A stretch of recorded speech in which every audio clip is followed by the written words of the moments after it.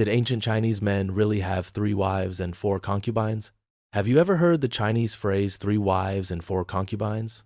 It sounds like men in ancient China could casually marry several women at once.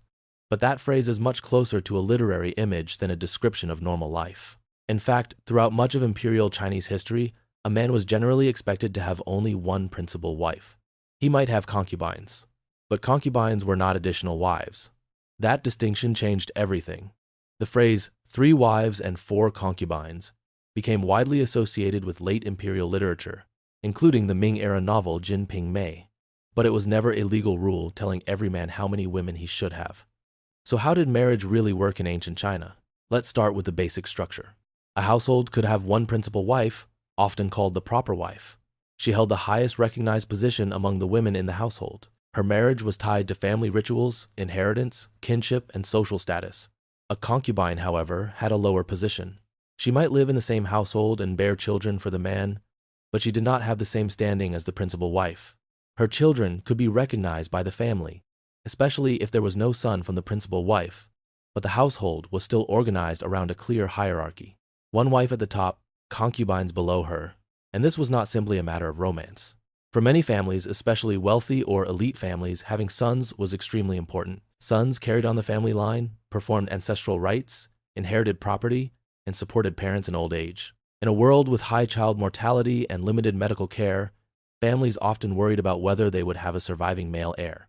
If the principal wife could not have children, or had no surviving sons, taking a concubine could be seen as a way to continue the family line. But reproduction was not the only reason. Concubinage was also connected to wealth, status, household labor, and male privilege. A rich merchant, an official, or a powerful landowner could maintain a much larger household than an ordinary farmer. For a poor man, supporting even one wife and several children could already be difficult. Food cost money. Housing cost money. Clothing cost money. Children cost money. Adding another adult and another possible set of children was not a luxury most people could afford.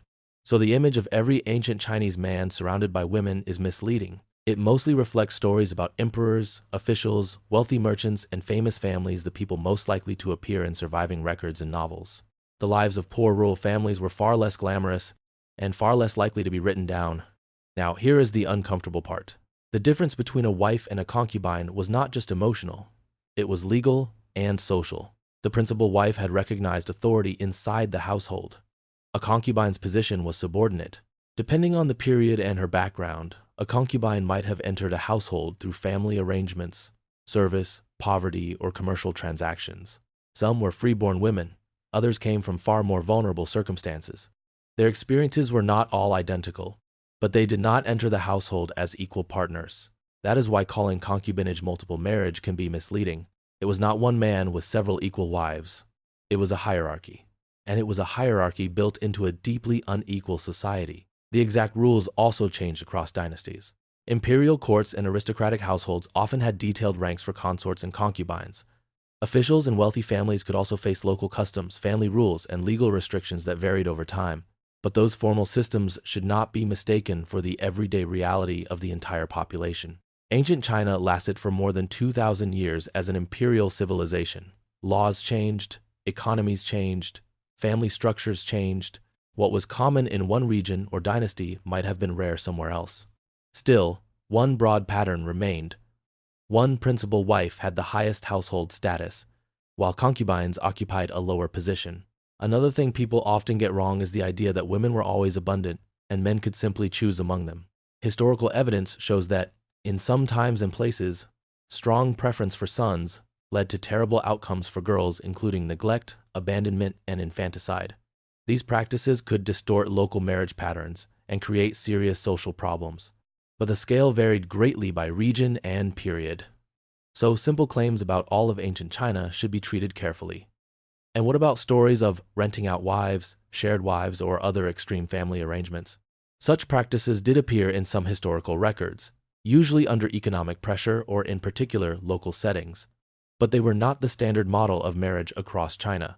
They stand out precisely because they were unusual, controversial, or desperate. The biggest reason we get a distorted picture of ancient relationships is simple. Literature loves drama. Poets wrote about beautiful women. Novelists wrote about romance, jealousy, seduction, and scandal. Elite men left letters, diaries, legal records, and family histories. But poor farmers working from sunrise to sunset rarely had time to write love poetry about their marriages, so their lives are much harder to see. The real picture is less glamorous than the phrase 3 wives and 4 concubines. Most men did not have 3 wives.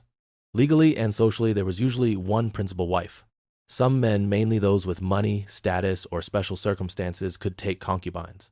But concubinage was not equality, romance, or unlimited freedom.